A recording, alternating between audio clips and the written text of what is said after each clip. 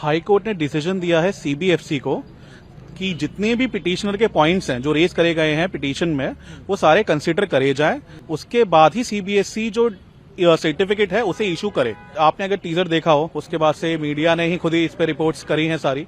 उसके बाद जब ट्रेलर फाइनली रिलीज हुआ तो उसमें जितने भी डिपिक्शंस थे, जैसे कैरेक्टर प्ले है, पूरा पर्सोना जो क्रिएट करा गया है वो एक ही मिलिट्री ऑफिसर को डिपिक्ट करता है और वो है लेट मेजर मोहित शर्मा जी। ऐसा ना हो कि जो हमारे मार्टर इतने सोल्जर हैं, उनके फैमिली है, उनको कुछ इशू ना आए, उनको कोई ऐसा खतरा ना दोबारा से उनके सारे जो वाउंड्स है वो ना हो और उनका जो पोर्ट्रेल है एक मार्टर का वो गलत तरीके से ना इसमें दिखाया जाए। हाई कोर्ट ने डिसीजन दिया है सीबीएफसी को कि जितने भी पिटिशनर के पॉइंट्स हैं जो रेज करे गए हैं पिटीशन में वो सारे कंसिडर करे जाएं।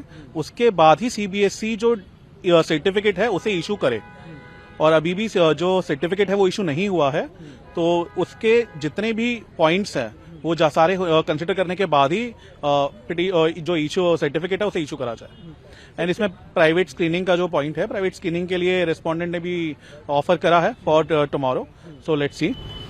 सर, आपके क्या ग्राउंड से आप क्यों स्टेज पर चाह रहे थे? आपने अगर टीजर देखा हो उसके बाद से मीडिया ने ही खुद ही इस पे रिपोर्ट्स करी हैं सारी। उसके बाद जब ट्रेलर फाइनली रिलीज हुआ तो उसमें जितने भी डिपिक्शंस थे, जैसे कैरेक्टर प्ले है, पूरा पर्सोना जो क्रिएट करा गया है वो एक ही मिलिट्री ऑफिसर को डिपिक्ट करता है और वो है लेट मेजर मोहित शर्मा जी। तो उनके अलावा कोई ऐसा कैरेक्टर नहीं है। जो ट्रेलर है वो स्टार्ट भी होता है, दैट ट्रेलर इटसेल्फ सेज कि वो रियल लाइफ इवेंट्स पे बेस्ड है।